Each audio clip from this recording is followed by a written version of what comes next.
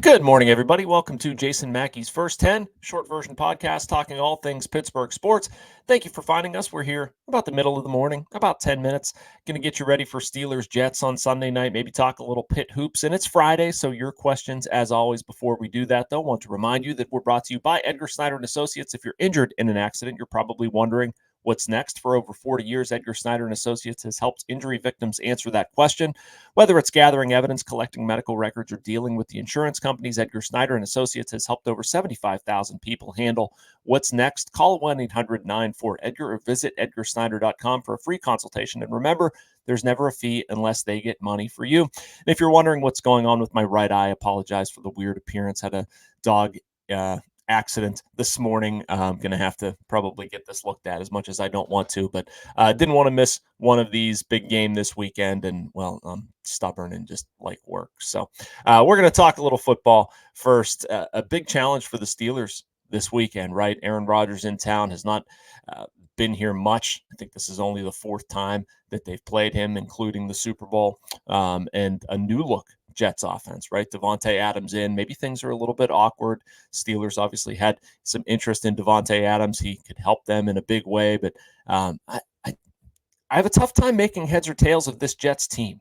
The record is not good. They fired their head coach, yet a lot of people want to lump a bunch of expectations on them or act like they're going to do some damage in the AFC. The challenge for the Steelers obviously is not allowing them to do that, right? This running game could or is supposed to be pretty good. Breece Hall, Braylon Allen, decent players. I keep going back to Rodgers too. You probably shouldn't count him out until he gives us a reason to count him out, right? And it's a pretty good receiving group. Garrett Wilson, basically their primary target, may not be their primary target anymore with Davante Adams coming in there, but he's already second in the league with 41 catches and 3 touchdowns, had 8 for 107 and 1 on Monday, though they lost to the Bills. It's a formidable challenge. I think this is a team that is better than its 2-4 record, but how much better? Well, we're going to find out on Sunday night, and we're also going to find out with Russell Wilson under center. That's at least the way it looks. I'm hoping to get over to Steelers today. That was the original plan until this morning's goings on, but not surprised and frankly curious, encouraged, excited, whatever you want to say, to see what Russell Wilson can do. They made this move in the offseason. We probably shouldn't be surprised that they're going to him. The only weird thing is it's coming off a 32-point outing in Vegas, right, where they actually scored, but the Raiders are the Raiders. I think that's maybe something we need to remember, something that I probably too conveniently forgot. So it's Russell Wilson's show, or it looks like it's going to be Russell Wilson's show, I should say. Some play action. I think they're going to do a little bit more of that, looking for Russell Wilson to maybe go through progressions a little bit more. Justin Fields, for reasons that I completely understand and endorse, would often, maybe check 1, maybe check 2, tuck it and run. And he can, and that's great. But that's not Russell Wilson's game. So does Pat Freiermuth get involved a little bit more? I hope so. Do they use the middle of the field a little bit more? I hope so. George Pickens is another one. They're trying to feed George the ball in the fourth quarter. I think Russell Wilson, with his ability to throw deep, that may happen organically. Certainly hope it does. I know George Pickens hopes that it does. Another point I want to make on the quarterback situation is how Justin Fields handled himself yesterday. I'm not sure you can do it any better than he did. And he really showed me a lot by how he handled an interview. Frankly, we've seen him play a lot of football, and there's been good, there's been bad. You can critique some of the accuracy of the throws, some of the reads he made. All of it's fair game. But I like the head on his shoulders. I like the answer that he gave, saying, if he would have played better, this wouldn't really have been a discussion. And I'm paraphrasing.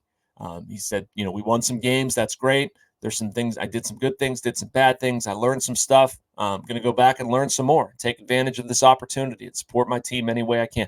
If I'm coaching the Steelers, I could not be more happy, more pleased with that answer from Justin Fields. And it makes me think about stuff beyond this year.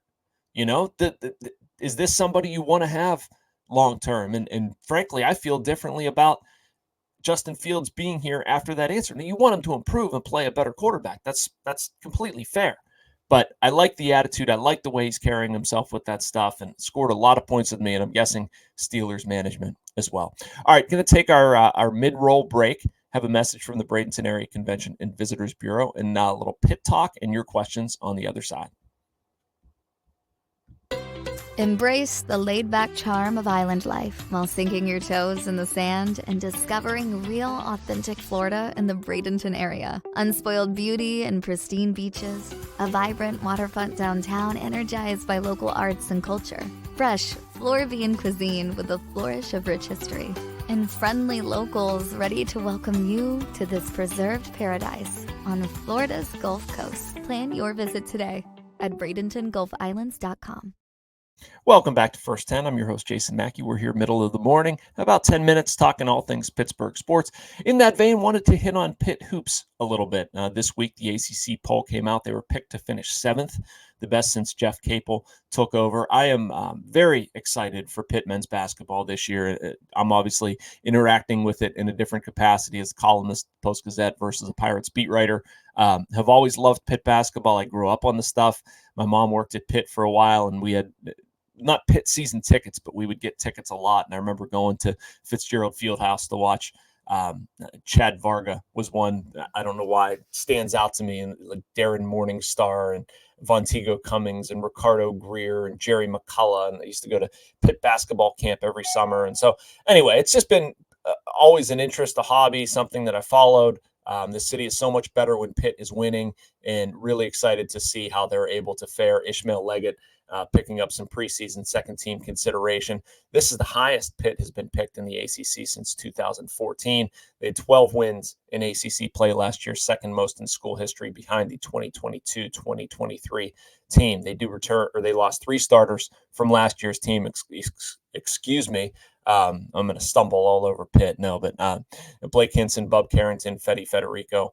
Jalen Lowe is another one coming back, averaged 13 points, basically 4 rebounds, 4 assists per game, and picked up some talent in the transfer portal as well. We'll get to more of that throughout the spring. But just excited about Pitt basketball, the prospects that they have. Excited to watch Lowe, Leggett. I think they have some real talent on this team and can compete in the ACC. It's going to be a lot of fun. And again, picked very well to do very well in the ACC. We'll see if they make it. All right, let's get to your questions. Kelsey Schroyer asks at Kel Schroy 75, what is the trade you'd most like to see the Pirates make this offseason? Honestly, Kelsey, I don't know if I want to see them make a trade. I'd like to see them make some free agent additions. I'm not quite sure what I want to see them do at this point other than add, an elite bat somewhere, somebody on a multi-year contract. Probably a first baseman is where it makes the most sense. But if it lined up in the outfield and you move Brian Reynolds to first, I'd be okay with that. I don't know if you need to trade anybody. If you had to trade somebody or like a most likely trade candidate, I don't see a clear path to playing time at this point for Henry Davis. I hope I'm wrong about that. But, I really like Henry. I think he's going to get there. But, you can't really get him regular catching reps because of Joey Bart. I don't know where you probably don't move him to the outfield. I'm not sure first base is the fit. So it's just kind of tough seeing that. So I'm not rooting for it. I'm not saying it's that I'd want to see it. But if you're going to look at like trade scenarios that might make sense, I get that. Eric at BaseDrop412 asks, will Tamar Johnson start at AAA next season? I kind of doubt it, Eric. He only spent 14 games with Altoona last season. I think you probably go back to Altoona. Now, I think he finishes at AAA next season, but I'm not sure he starts there quite yet. Let me go to a few more questions here. Zach Henry asks, this was a good one. Which Pittsburgh sports team is set up to have the best second half of the decade? Thought about this for a little bit. The Penguins are retooling, and they intrigue me with what Kyle Dubas is able to do beyond this year, whether some of their prospects can pan out, how much more you get of the Crosby, Malkin, Letang window. The Steelers are going to push, but the quarterback situation, I don't know. I don't know where they stand. I mean, we're going to look at, like I was talking about earlier, look at Russell Wilson this weekend, what they have in Justin Fields. I'm not so sure. They're going to go for it, but the team that should be best set up for the second half of the decade is Pirates. And I know you're looking at this saying you're crazy. You've written critical of the Pirates and whatever, and that's kind of why. Because they should have the prospects. They should have the youth movement. They should have, changed developmental processes, that sort of stuff in place. You look at Paul's, they have the best pitcher in baseball on a bargain basement contract. They've got a darn good number 2 in Jared Jones. They've got 10 pitchers that they can go to, starting rotation, AAA, a pitching staff that's young and good. and plenty coming. So, I mean, they should be set up really good, really well, but not quite. So, all right. Do we have any more? Running out of time.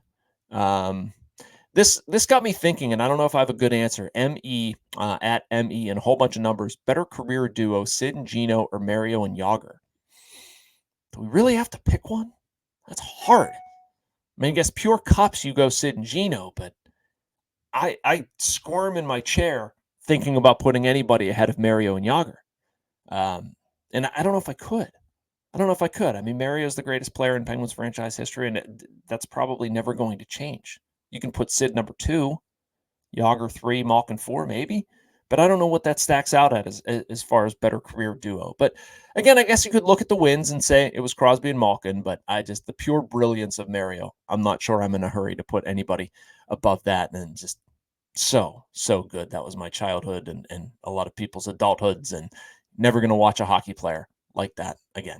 All right. Thanks so much for watching this. Make sure you like and subscribe. You can get all of these first 10 videos and short version podcasts wherever you get your podcasts, and right here on YouTube as well. Hope everybody has a great weekend. Enjoy Steelers Jets. I know I will, and I'll talk to you on Monday morning. Thanks for watching First 10.